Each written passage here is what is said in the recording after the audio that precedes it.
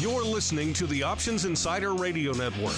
For more quality options programs, visit www.theoptionsinsider.com or search for Options Insider Radio Network in your podcast provider of choice. Listeners can also access all of our programming through our mobile app, available in iTunes and on Google Play.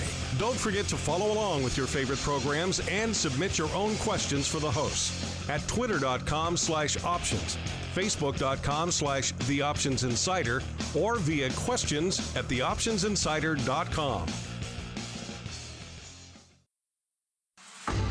It's time for Volatility Views, the premier program for volatility traders. Each week, we'll take a deep dive into the world of volatility with in-depth analysis, trading activity reviews, strategy breakdowns, cutting-edge education, and much more. We'll also bring you exclusive conversations with the traders, researchers, and asset managers who are reshaping the volatility landscape. If it involves volatility, then you'll find it on Volatility Views. Volatility Views is brought to you by Russell Investments, home of Russell Indexes, which calculates approximately 700,000 benchmarks daily, covering 98% of the investable market globally, including more than 80 countries and more than 10,000 securities. Approximately $4.1 trillion in assets are benchmarked to the Russell Indexes. For more information on Russell Indexes and RVX, please visit russell.com/indexes. And now it's time to take a deep dive into the world of volatility. It's time for Volatility Views.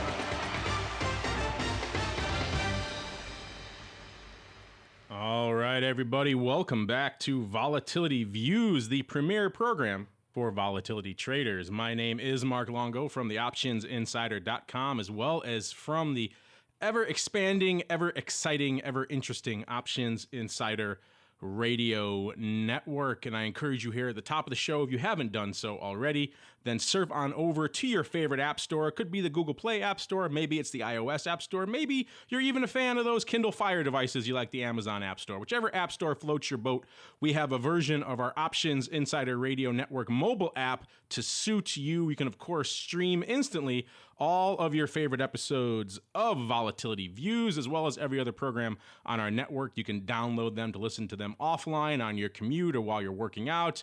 And, of course, you can hit that contact button and send us questions and feedback directly to the hosts of your favorite programs. So if you're listening to a show and you say, you know what, that's not right, or you know what, I really agree with that, or you know, I don't understand that, I'd like to learn more about that, hit that button, fire off your question. A lot of you guys are taking advantage of it. We love to see that, but we always welcome more of you to do just that. So surf on over to your favorite app store, download the Options Insider Radio Network mobile app.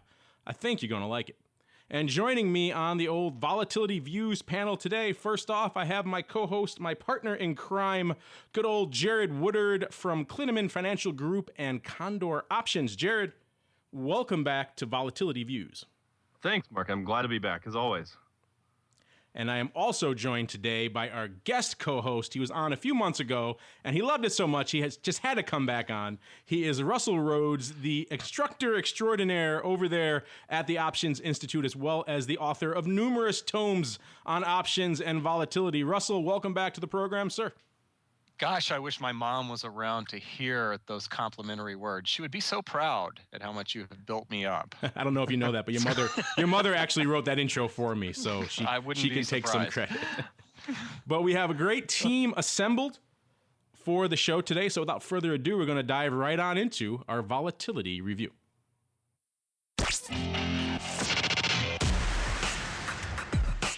It's time to break down the latest developments in the volatility trading world. It's time for the Volatility Review.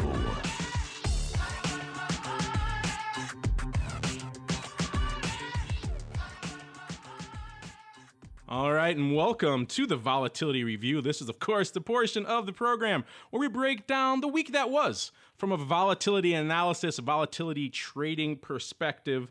And it was a bit of an interesting week. Started off a little slow. VIX cash coming in right around the 15 level or so and hovering around there for a little bit. Then we saw a bit of a bump early in the week. And then, of course, getting into yesterday's action. We are recording this today, Friday, April 11th. So we are coming off the heels of that 2% sell-off in the S&P on Thursday, April 10th.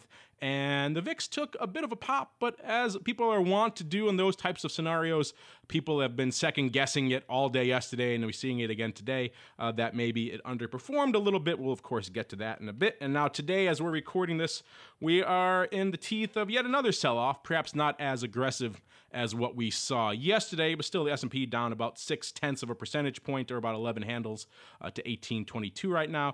VIX cash ticking up yet again about another handle, maybe some of that underperformance from yesterday coming back in today. But interesting stuff, a lot of grist for the mill. So Jared, we'll start with you. What really caught your eye in this week's activity from a volatility perspective? I think this week there was a lot of cross channels, a lot of conflicting opinions about both the size of the market reaction in terms of volatility, and also what that means. On the one hand, I heard a lot of people talking about, and I guess we'll probably talk about this in some more detail, but whether VIX and VIX futures and S&P vol was moving as much as people would expect it to, given the size of the change in equity indexes. On the other side of things, the realized vol in the underlyings is still around 13%. So to see, 2 and 3 month fixed futures scratching the roof on 17 looks kind of high. So you can kind of look at it two ways depending on which side of that fence you fall on. I think that there's definitely something at the very least interesting and probably actionable depending on your view. Yeah, that is interesting. You mentioned the term structure, and we're used to discussing on this show typically a bit of a premium to the near-term futures versus what we're seeing in the cash. Right now, the instant that we're recording this, VIX cash hovering right around the 17 handle, and most of the near-term futures are substantially below that. We'll exclude April from the conversation because April is pretty much done, but looking at May and June, they're both trading about 30 cents, 25 cents below that VIX cash level, and yet you're right, from a realized vol perspective, it could still be seen as there's a little bit of a ways to go to the downside there in those futures. So this is a bit of an unusual scenario. We're not used to not seeing any sort of premium in that near term, which reflects some of that near term anxiety we've seen people displaying in the marketplace of late. Russell, same question for you. What really caught your eye in the week that was from a volatility perspective? Well, the VIX is relatively low considering what we've had going on over the near term. But when you start to look at it in the context of what the market has done over the last couple of years, every time we have any sort of sell-off in the S&P 500, we have a little spike in VIX, and within 3 or 4 days, it's gone. And I think that I know from experience that traders have pretty short-term memories sometimes. And if every time we've seen VIX go up in recent memory, it comes right back down, well, you're not going to see the futures contracts chasing it up anymore. And until that pattern breaks itself, I think you're going to see, a lack of reaction out of the futures when we get just to the upper teens, like we're around 17 right now. One of the interesting things that I heard, and I know we're going to talk about risk management a little bit later, but one of the interesting comments that I heard at the risk management conference was, eventually we're going to have a second leg to the upside in volatility. Eventually we're going to have something goofy happen in Russia, and at the same time, maybe have some bad numbers kind of come out of China. And that second leg up is going to catch a lot of people by surprise. It's not a matter of if it's going to happen. It's just at some point, something like that is going to happen. And I think a lot of people are either going to wish they had gotten long volatility or be a little concerned that they were short volatility on that initial spike, which has worked, periodically over the last couple of years. Are you referring to those, I believe they were called the VIX air pockets or the VIX air bubbles that they were referring to down at the conference? Yeah, exactly. That they just, they pop very quickly. Yeah, a lot of interesting stuff. We will, of course, dive back into that RMC mill because there is further topics to discuss. But of course, both you and Jared mentioned the perhaps perception, at least, of underperformance with the VIX this week. And this is, I tend not to bring this up too often because it seems like this kind of comes out of the woodwork whenever there's a big move in the S&P and the VIX perhaps doesn't move to people's expectations.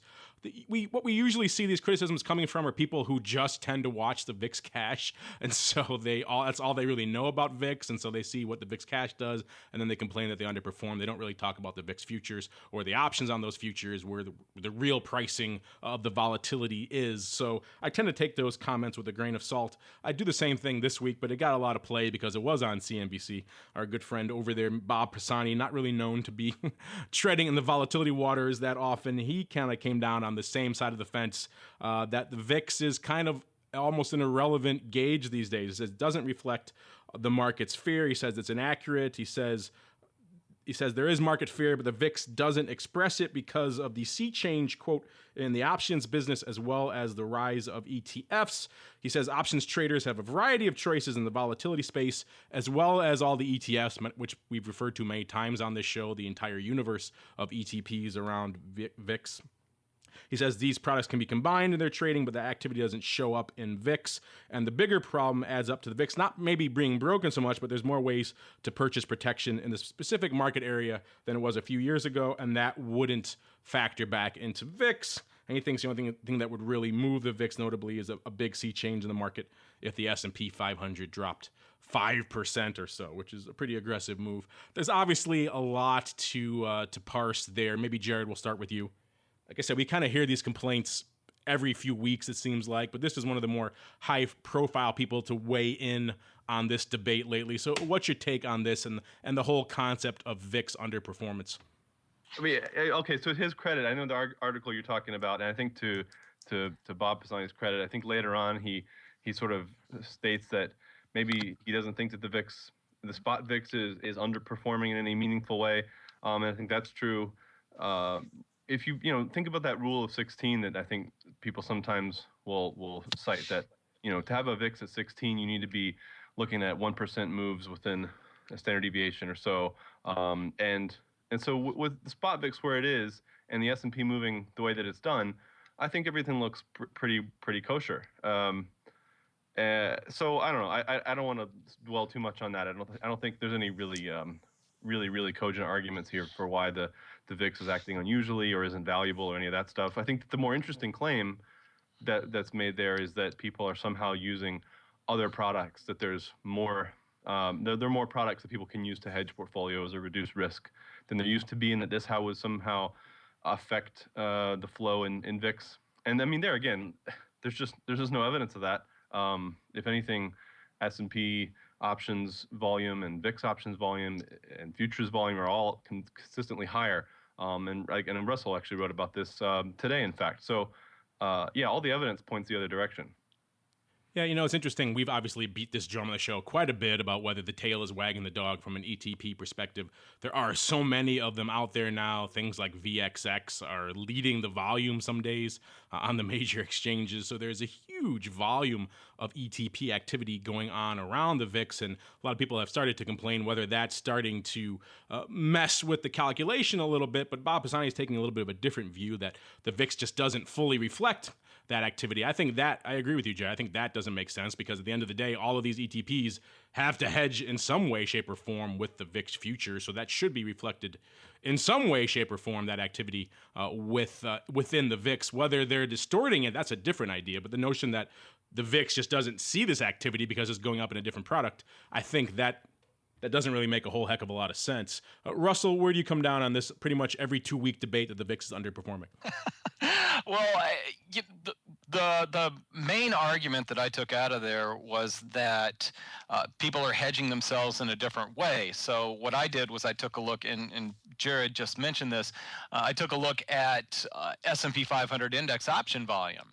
And in 2013, which was a year that people started, as you say, beating the drum about VIX not doing what it's supposed to do or not indicating what it's supposed to indicate, SPX index option volume, the average daily volume was up like 17%.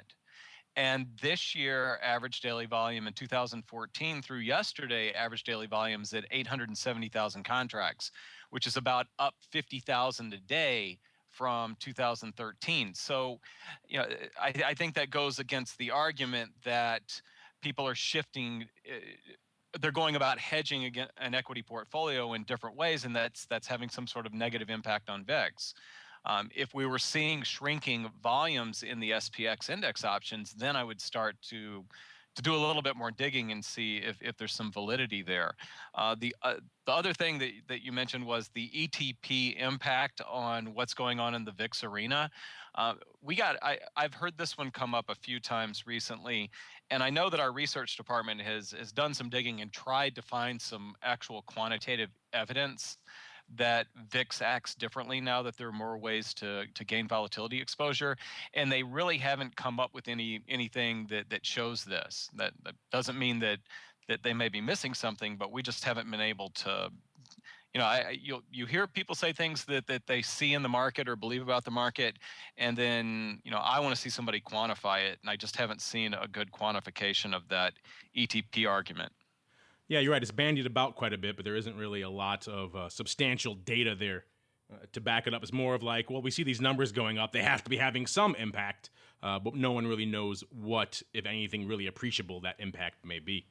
Right. It's gotten to the point where even the retail are starting to be aware of this. We've had people writing into this show saying they're going to start using the India VIX and other things because it's purer from a volatility perspective. It doesn't have this whole universe of other products tugging and pulling at it, which I think is kind of an interesting perspective as well. So interesting stuff going on. Speaking of interesting stuff going on in the land of VIX, one of the reasons we have you on this week, Russell, is because there was some interesting goings on over in your neck of the woods this week. In particular, yesterday, you guys over there at the CBOE finally launched. People have been waiting for a long time, Russell.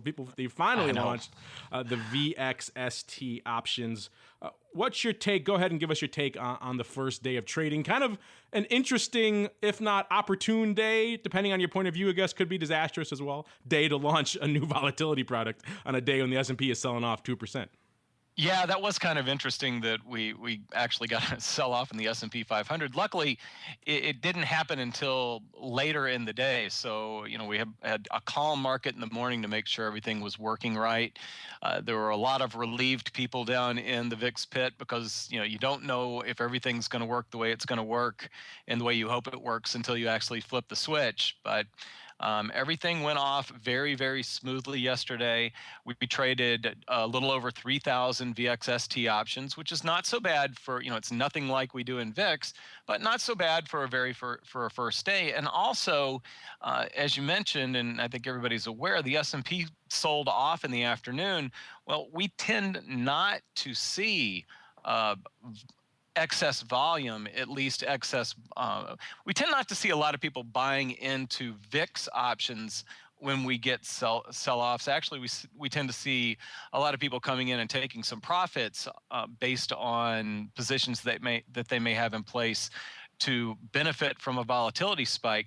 Well, because yesterday was the first day for VXST, those positions weren't in place. So I actually think that the higher volatility probably dampen the afternoon trading because we actually tend to see more trading in VIX options when we're in a lower volatility environment where people are taking advantage of the low volatility environment to put on a position that might catch the next spike.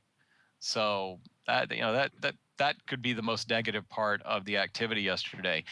Speaking of opportunity, the one kind of block trade that we had go off yesterday, somebody bought 2,000 of the VXST April 16th, which is next week, 16 calls. They paid 30 cents for them. And the last I saw, where was the last bid there? They were bid about $1 or so, well over $1 or so recently. They went out with a 95-cent bid yesterday, so they almost had a triple off the first big trade. $1.55 at 210 right now, so not a not a bad little do, as we used to say on the floor there. We profiled that one yesterday on some of our other shows because that's certainly in the realm of unusual activity, and it was the most substantial trade that went up yesterday. Interesting to see. You're right. A lot of people might assume that a day like yesterday would be a banner day to launch a volatility product, but yet it's a difficult day to flip the switch like that, and people are still testing the waters, making sure all their connections connections are working and everything else like that, and they have that happen on top of it, that could actually feed back on itself and be a negative for the volume. People can get scared and just dial it off or turn it off and say we're not ready to go yet because we haven't tested the water sufficiently on a day like this. So yeah, that could certainly have kiboshed the volume, and yet it seemed like it did all right yesterday, including someone who made a pretty opportune trade on vol. They're doing 2,000 of the April 16s, having almost, I think, quadrupled his money at this point now. So not a bad trade. And it's interesting to watch VXST. It is very much a VIX in microcosm, and that's kind of what we saw yesterday to the nth degree, because of course partially it was related to what was going on in the broad markets, which was VIX was popping, the markets were selling off. But I don't think anyone wanted to touch a VXST put yesterday. I think I'm looking right now, there are 60 contracts open in the puts versus about 3,000 in the calls. So that is the VIX call to put ratio taken orders of magnitude beyond. Yeah, I think it's hard to put a lot of information in that one because it's so out of whack for the first day. But we have high hopes for this, and we do expect a lot more people. Once we get the next reversion down to low volatility, we'll probably see more people, as you put it, testing the waters with VXST options. Yeah, a little bit lighter today, about 125 contracts or so. But like I said, I'd imagine once it gets a little bit of head of steam behind it, people start to, maybe the markets calm down, the people have time to look at a product like this, then it'll really probably start to get a little bit more traction in the marketplace. One thing we know, anything that has the name VIX associated with it in the marketplace these days, it starts to get traction. It doesn't really take too long. Now, of course, moving away from S&P 500 vol for a second, Jaron, I know you guys over there at Clinamin and indeed at Condor Options, you guys look at pretty much the whole spectrum of volatility. Could be VIX, but you also look at the commodities, you look at the emerging markets, you look at fixed income. What else caught your eye in this week from a volatility perspective that you want to share with our listeners here? Yeah, the couple things that I think are worth noting. We talked, I think it was last time, about low implied vol across fixed income and treasuries, and that's really continued up to today. Still looking for the thing that's going to spark a little bit more action, even if it's just at the short term, the short end of the curve.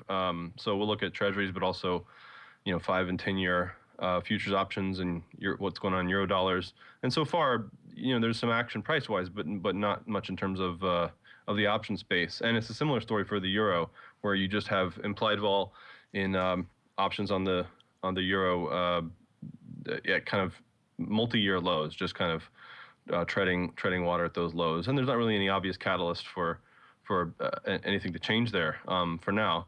But in the commodity space, you've got a little bit of a pickup. You have like gold is still kind of in its around 20th percentile or so. Speaking of 3-month implied vol here, versus the last couple years of history. Silver ticked up a little bit, but these are still kind of just treading water. I think what's been the more obvious, interesting places this year have been equities and then energy. And on the energy front, we've made a total round trip now in natural gas from that big spike in implied vols earlier this year, and now you're still in the bottom decile of implied vol values in natural gas options. So those are still really cheap, and crude oil options have implied vol has really tanked there as well. So if you've got a view on, I think, the underlying markets in energy, I think this is a good time to maybe pick up some contracts to express that view. In equities, I'll just note, we can talk about international equity volatility indexes. I think there's a question about that, but I just want to jump in right now. One thing that I flagged was high implied vol in Brazil, in the ETF EWZ that's really popular. We're showing that the 3-month implied vol there is near the top decile versus the last couple years of history, and it's interesting because we've seen one of the big themes over the last week or two has been the outperformance in emerging markets, even while U.S. stocks have been hit. So to see that implied vol in EWZ continue to remain high, I think is something probably worth exploring in a little more detail for traders who trade emerging markets. Yeah, you're right. We're going to get into the emerging markets a little bit, but a good point. We don't really hit on Brazil that often.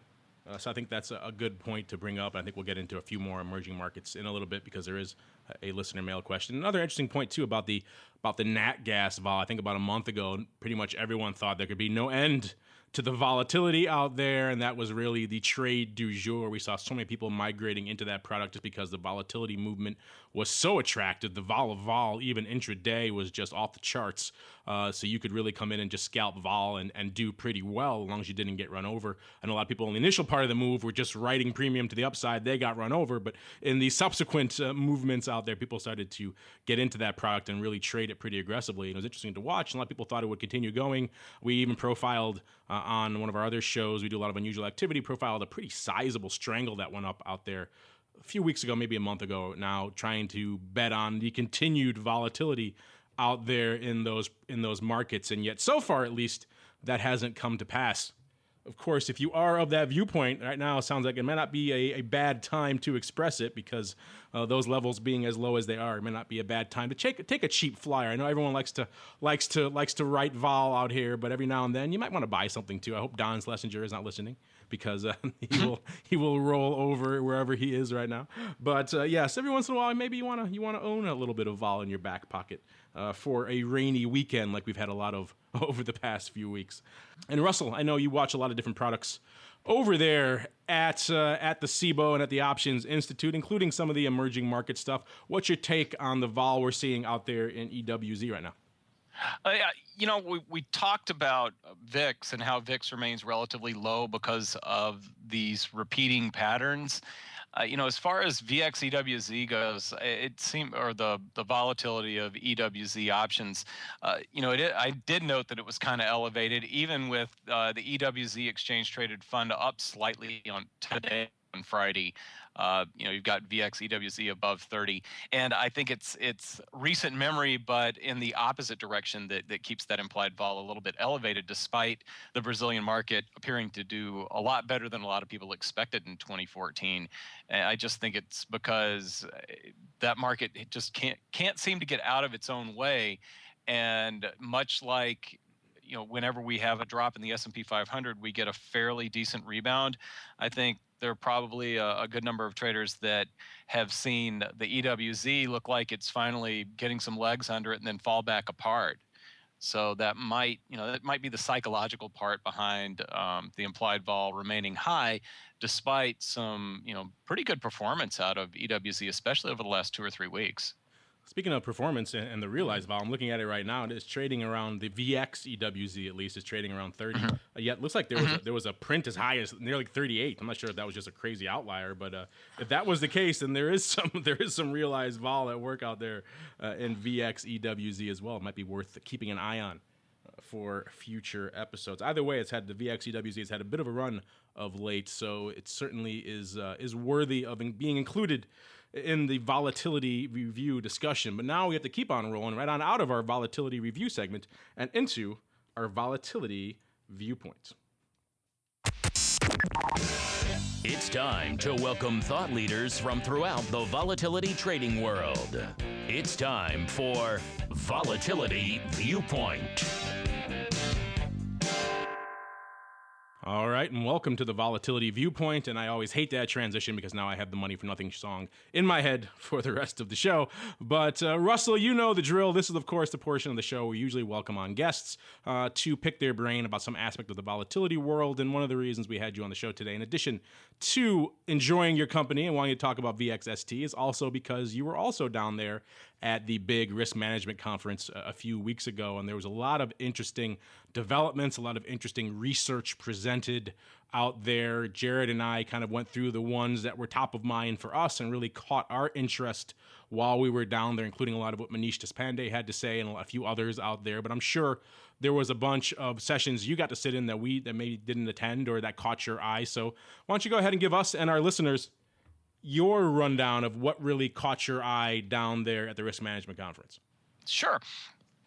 Okay, well, one of the things that I found probably the most interesting was the presentation by Dominic Salvino from Group 1, who's the lead market maker for VIX, and Bill Speth, who runs our research effort here at CBOE.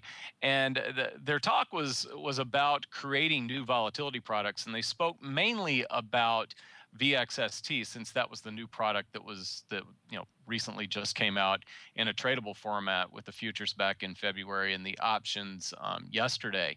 But just hearing how they go about anticipating how something's going to trade and how they were backing into their anticipation for Dominic's anticipation for what the implied volatility would look like on VXST options. Just hearing his thought process was pretty fascinating. He chimed in, and he did note that we didn't have a lot of VIX futures volume on certain days until the options launched, and that he was expecting the exact same thing to happen when we launched the VXST options as well. So it just hearing him talk about that and how he actually kind of got a feel for VIX option pricing and how he how he started making markets on VIX options, really not using any sort of model, just getting a feel for how the order flow comes through. Yeah, that's a pretty crazy concept, because I remember, and I'm sure you remember as well there, Russell, the early days when VIX futures and options were still being bandied about and no one wanted to touch being a liquidity provider out there with the 10-foot bull, because you were essentially being the guy who was going to lay off the vol risk for the entire SPX, and no one wanted to be that guy. Everyone ran screaming from the room, and yet Dominic and those guys tried to figure out a way, and they finally got around to it to figure out a way to do that. So you're right, it is an interesting process just seeing how that works, because in the initial inception of the product, this was going to be the layoff for the rest of the pit, and no one wanted to be that guy. So it's interesting to see how the narrative around VIX has shifted. It is now almost bandied about more as a retail product than anything else these days. Witness what we saw Bob Pisani and others weighing in on. Just the notion that Bob Pisani and the CNBC would weigh in on a product that is essentially the implied volatility of the SPX, give or take a few strikes in the call wing or put wing, and that would have any resonance for them at all is kind of insane. And yet here we are about a decade or so later, and that's exactly the case. So kind of crazy stuff.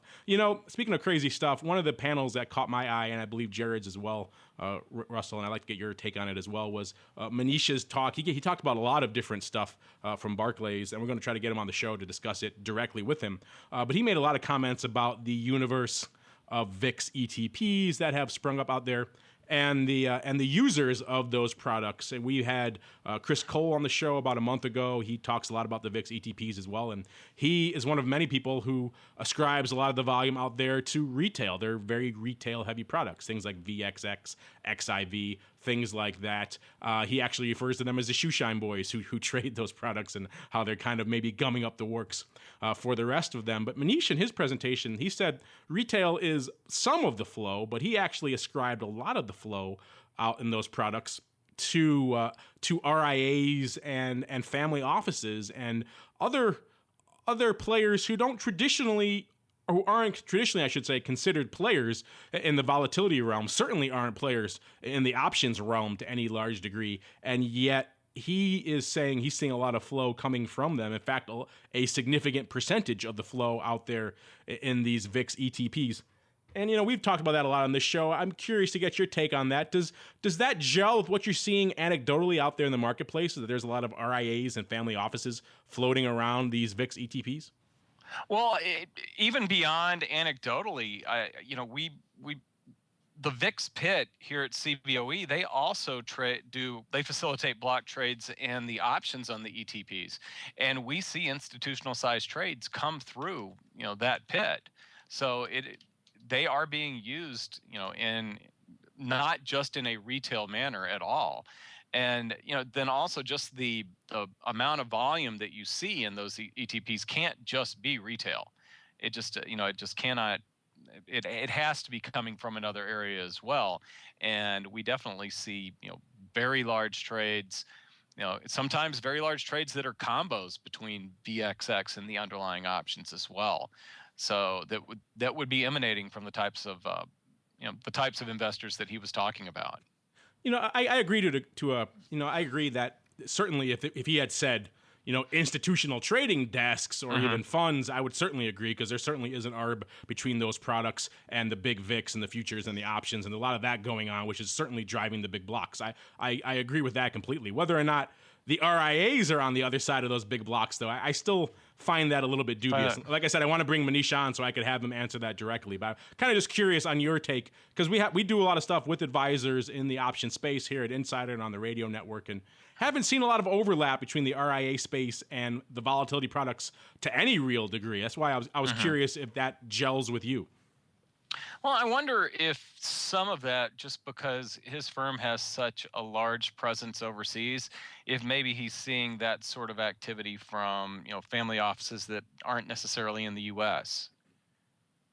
I'm just trying to think outside of the box and try to figure out maybe where he's specifically seeing that from, that maybe he sees that we don't. That's true. He could have access to some data that we're just not seeing. I think all of us just anecdotally that conclusion sounded, let's say, interesting. I want to discuss it some more when he comes on the show. What else really caught your eye at RMC this year, Russell? Just the overall talk about the low volatility environment that is not going to last forever, and how the amount of complacency that there is floating around, and this consistent this consistent reversion to a very low mean that continues to occur in volatility. It seems like the type of people that showed up at the risk management conference are the ones that have been around long enough and been around since the 2008-2009 period, and are well aware that something, maybe not that severe, but something like that will happen again. You know what was interesting to me, and I'd like to get your take on this as well. I've been to RMC a few times now, and in previous years, there was a lot of research on, VIX call versus SPX put, which is a better hedge, and things like that. And that's interesting, but I think that debate has pretty much been settled at this point. And what interested me a lot about this year's conference is that it didn't really go in that direction.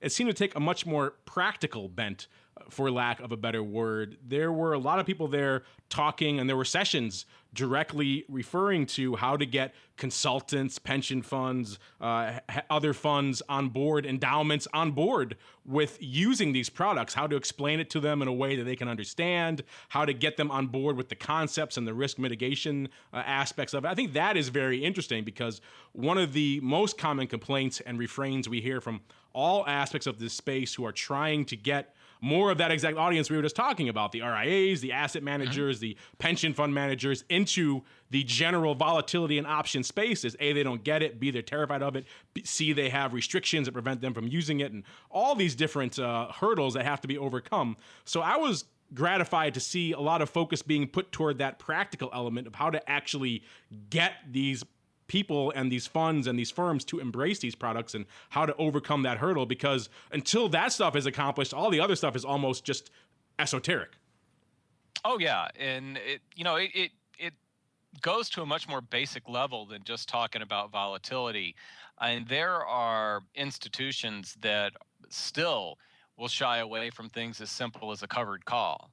And I'm absolutely floored sometimes at the reluctance to use just a cash secured put as an entry vehicle if you're thinking about buying a stock at a lower price. I know that there's a stigma that's never going to go away with a certain percentage of the population regarding using option contracts. And I was actually a bit surprised to hear that at the attempts that they're making to talk to pensions, foundations, or endowments about trying to use options, and then actually trying to use volatility related derivatives to help them with portfolio diversification. Yeah, it's an interesting aspect of the space, and I've been to a number of advisor-oriented events now and conferences, and doing our advisor shows and our advisor content, speaking with a lot of different players in that space, and I'm constantly amazed, like you, Russell, at just how nascent they are, and how you could amass hundreds of millions, if not billions of dollars under management, and not even have grasps of simple concepts like exactly what you said, like using a short put as an alternative to a limit stock order, or buying a put to hedge, or writing a covered call. I mean, these are very, very basic concepts, and yet people who manage large sums of money out there don't know them, or they have prohibitions against using them, or they don't have the right tools to use them, or perhaps all of the above. It is amazing. You think this would be part of your fiduciary obligation at this point if you're managing money to have these risk management tools in your back pocket. And yet a lot of people either don't have them or aren't familiar with them, or they're blocked from using them, which all three of those scenarios are really just maddening if you're familiar with options at all. Now, I know, Jared, you and I kind of parsed a lot of RMC, so you probably have said your piece on what you thought about RMC, but I know the stuff with the short VIX futures probably catches your eye, and that probably dovetails with a lot of the research you're doing over there at Klineman as well. Yeah, that's been a kind of a hot topic lately. That was something that was discussed quite a lot at RMC as well, was the size of exposure among leveraged funds and just non-commercial traders in general to short VIX futures, looking at the commitments of traders data from the CFTC. And, this is something I've been watching fairly closely week to week and flagging the changes there since February of this year. And there was a note, a couple sell-side people noticed this more recently, that the positioning had really dropped off substantially, whereas you had a lot of, in 2012, 2013, significant short VIX exposure in the futures, that people had really pulled back quite a lot this year. And the most recent data from last week showed a little bit of an uptick in exposure, but I think it's pretty interesting that we've seen so much long VIX futures exposure rising steadily, a big reduction in the short VIX side of things. And I think that has some interesting implications thinking through the market selling right now and what people are likely to need to do if a lot of these VIX shorts from previous years have already covered and have been sitting tight. You could make the argument that maybe we see less downside, less need to cover if the market really continues to sell off than we would have done otherwise. Excellent points there, Jared, and certainly things we could continue discussing, and I believe we will continue discussing from RMC. We're going to have Ewan Sinclair on the show in a little while. He's been on the show in the past, of course. He made some very, very interesting and entertaining comments on his session down there at RMC. We're going to try to get Manish and all the others from the conference on the show in the coming months as well. So there will be a lot of opportunity to parse some of this research and some of these comments in a lot more detail on future episodes of Volatility Views. But for now, we have to keep on rolling right on into our next segment. And no offense to you fine gentlemen, but my favorite portion of the show, because it's your portion, listeners, it's time for the Volatility voicemail. It's time to share your thoughts and opinions with your fellow volatility traders. It's time to check the Volatility voicemail. Make your voice heard by dialing 779-669-4VOL, posting a comment on the optionsinsider.com, sending an email to questions@theoptionsinsider.com, or posting your questions to twitter.com/options or facebook.com/theoptionsinsider. All right, everybody, welcome to the Volatility voicemail segment. This is, of course, the portion of the show where you guys take the reins and make your comments and questions heard here on the old Volatility Views panel. Our first question comes from a listener who goes by the handle Vegaman. I like that. It sounds like a superhero for the volatility space. He writes, "Great podcast. Love the recent rundown of RMC since I'm never able to attend the show." Well, you're in luck, Vegaman, because you got some more this episode.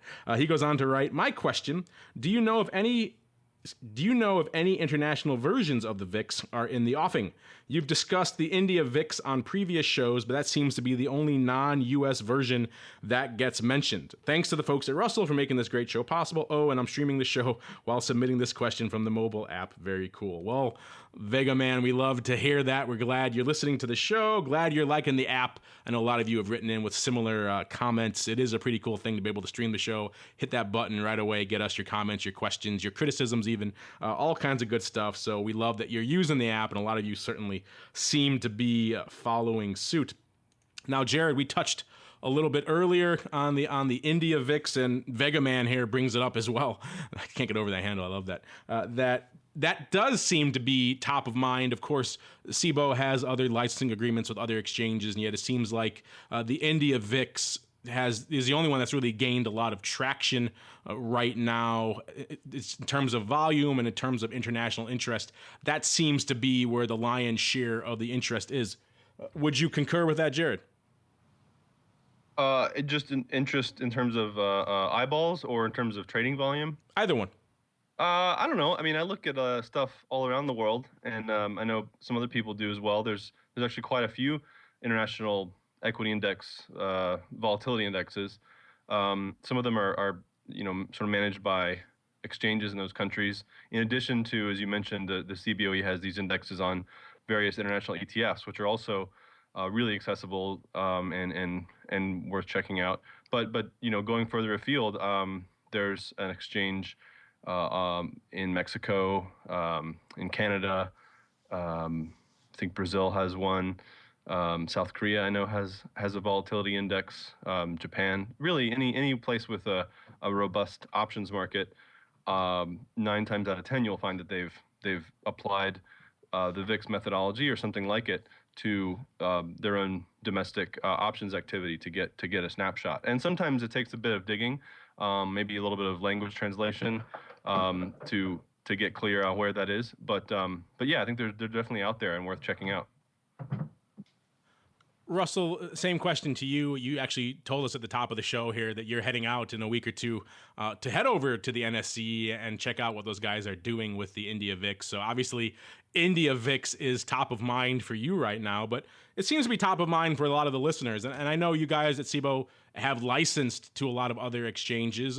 What's your take on India VIX kind of seeming to be at least the mindshare leader right now? And which other international VIXs do you think people should be paying attention to out there?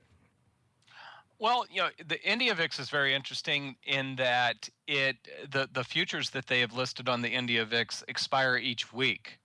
So they have a shorter dated futures contract than what we're used to on the VIX end here in the U.S.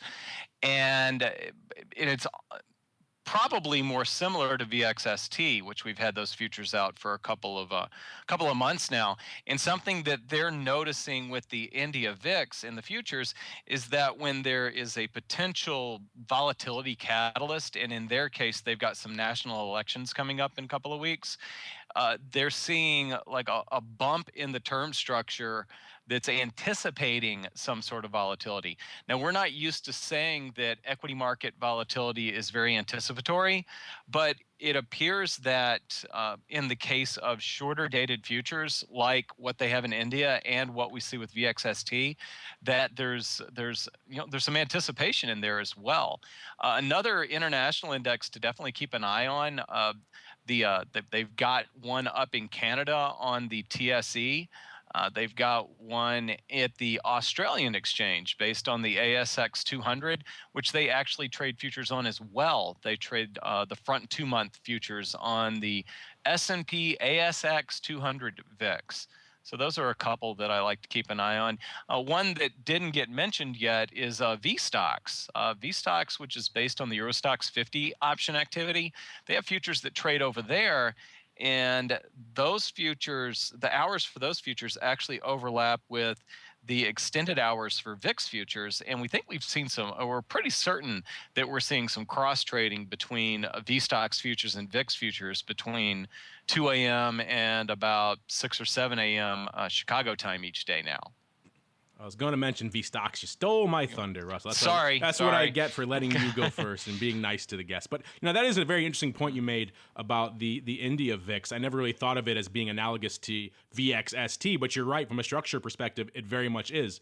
So that makes it a much more interesting product as well, because that gets into more of the vol area than we see with the big VIX over here. So that makes it, I think, theoretically at least, a lot more fascinating as well, and certainly one of the reasons why we tend to go back to it a lot here on the show. So there you go, Vegaman. I hope that answers your question. That's just a few of the options, pun intended, that are available out there for you. If you're interested in the emerging markets volatility, and certainly if you're interested in that stuff, I encourage you to surf on over to Klineman Financial Group and check out all the work that Jared and his guys are doing over there to research a lot of that emerging market and other international volatility in their volatility tracker. It's some pretty cool stuff. But unfortunately, that's all the time we have for the volatility voicemail this week. I promise we'll get to more of your questions in the next episode. But now we have to keep on rolling right on into our final segment, the crystal ball. It's time to peer into the future and reveal what the volatility gods hold in store. It's time to look into the crystal ball. All right, and welcome to the Crystal Ball. Listeners, you know what that means. It's time for us to share what we're expecting, what we're looking at, what we're looking for in the week to come from a volatility perspective. Russell, since you are our guest du jour today, you get to go first. You get pride of place. What are you watching for this week? Could be from a big VIX perspective, from a VXST perspective, whatever floats your boat. Well, we're in the middle of April right now, and now that we've got VIX futures trading data going back to 2007, I think we've got enough data to start looking at seasonality.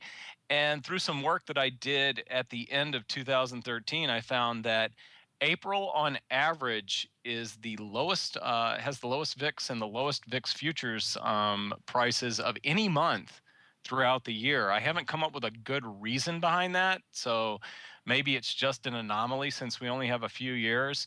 But I wouldn't be surprised if, I mentioned eventually we'll have some sort of volatility event that might really get things going. I have a funny feeling that if history serves true, it's not going to be at least for the next couple of weeks. That sounds like my other theory that all the crazies come out in VIX options in February. For whatever reason, you see people loading up on the 70 strike and all kinds of nonsense, but only really in February. And again, that's just an aberration. I think I don't have that much data to support it except for my own anecdotal views. But interesting stuff. Sounds like your April theory is the counterpoint to that. They buy in April, they sell. They buy in February, they sell in April, and then they go away. Well, just one other, I put that out there in a blog or an article, and someone actually sent me a pretty extensive response that basically attributed lunar cycles and gravitational pull of the sun to the VIX. That's fantastic. That's why I love the volatility audience. I just thought, and they said, if you use that, could you please give me credit? Well, we should be certain to attribute that to him here on the show, so he can get all of what's coming to him for those theories. Those are interesting. Jared, save us here. What are you expecting for the week to come here, aside from lunar cycles and werewolves howling at the moon? Okay, two things. So everyone's been watching the spread between NASDAQ and S&P implied vol over the last week or two. That's been hitting various records as the NASDAQ implied vol explodes higher. And S&P has been down but relatively contained. As we're talking, the VXN, NASDAQ 100 vol index is up above 23 now on the day. And you can contrast that with a relatively more muted reaction in VIX at looks like 1740 or so. So there's a big gap between those two, and I think that's an interesting way to start looking at a trade. And I don't want to get into too many specifics of what I have in mind, but there's a lot of different ways you could think about that relationship, and I think that it'll probably mean revert sooner rather than later, unless you have some real big economic rationale for the difference in the performance in these two indexes. The other thing that I'm paying a lot of attention to is just backwardation and flattening in the curve. So you have the first few months of VIX futures now have tightened considerably over the last couple sessions. That doesn't tend to last very long historically, especially if it's not in the middle of some really significant economic event. And right now, I mean, gosh, the U.S. data has been really, really strong. There's nothing indicating China really sort of losing control of its process. There's really in other words, I don't think there's any really major story other than maybe shift from growth to value that would justify continued volatility in the market. And so I think that this flatter or even backwardated futures curve is something that I don't expect to persist for very long. So that's, I think, an interesting setup that should probably play out over the week ahead. Good point about the NASDAQ versus VIX spread. You're right. A lot of people have been writing about that and talking about that over the past week. It's certainly something to keep an eye on. This week, we have a few write-ups on the Options Insider there as well, if you want to go check those out and see some interesting ways to perhaps exploit that opportunity, including what, in addition to what Jared's cooking up over there at Klineman. But unfortunately, that's all the time we have for the Crystal Ball segment. That's also all the time we have for this episode of Volatility Views. But before we go, let me check in with each of my cohorts here on the old panel really quickly to see what they have cooking that may interest you until the next time we gather here together on the old Volatility Views panel. And Russell, since you probably won't be on for a while, you're heading off to India and parts unknown. What do you have cooking up over there at either the Options Institute or in your own personal writing and blogging land that you want to let our listeners know about? Gosh, I just finished a book on the weeklies that came out about 5 or 6 weeks ago. And I am being pushed in a direction to do a second VIX related book. So I'll make a life decision about that when maybe when I'm on the long flight to India, but that's what I'm being pushed toward right now. I'm just continue to contribute to our blog on a pretty frequent basis. And that's probably the biggest area of my writing focus right now. And if listeners want to check out that new book, it is Trading Weekly Options. I believe you also have an online video course associated with that. I believe so, yeah. Actually. I think you would know, Russell, unless someone else was doing the video there for you. No. Cool stuff, pricing characteristics and short-term trading strategies. You can, of course, find that on Amazon or wherever your finer tomes where you like to shop for books these days. And Jared, what are you guys cooking up over there at Klineman and Condor Options? We're doing what we do. We've got the research products that are rolling right along, managing a little bit of capital for some guys. And one of the areas I'm looking at for something probably for next month, but doing some sector breakdowns, looking at components and implied vol, single stock implied vol in different equity sectors. As we've seen a lot more shakeout in terms of realized correlation this year, I think there's a lot more opportunities in single stock names to sort of find where the reactions are biggest and where things are moving under the hood. And so that's an area for current and future research that I'm focused on. All right. And of course, on behalf of Russell and Jared and myself, I want to thank all of you out there in the listening audience for downloading and streaming and subscribing to this show. We love that you guys tune in, and we love doing the show for you. Of course, thanks again for sending in those great questions. Keep them coming. And we'll see you next time right here on Volatility Views. Thank you for listening to Volatility Views, the premier program for volatility traders. For episode archives and detailed show notes, please visit theoptionsinsider.com/volatilityviews. Be sure to make your own voice heard by leaving a volatility voicemail at 773-669-4VOL. or by posting a comment on theoptionsinsider.com, sending an email to questions@theoptionsinsider.com, or posting your questions to twitter.com/options or facebook.com/theoptionsinsider. Volatility Views is brought to you by Russell Investments, a global asset manager and one of only a few firms that offer actively managed multi-asset portfolios and services that include advice, investments, and implementation. For more information on Russell indexes and RVX, please visit russell.com/indexes.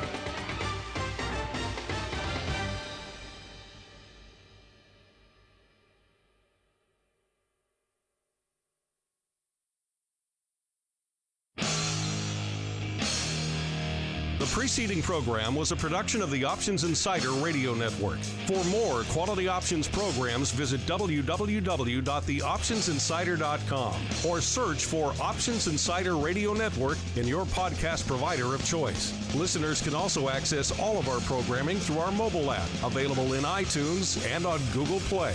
Don't forget to follow along with your favorite programs and submit your own questions for the hosts at twitter.com/options, facebook.com/theoptionsinsider, or via questions@theoptionsinsider.com.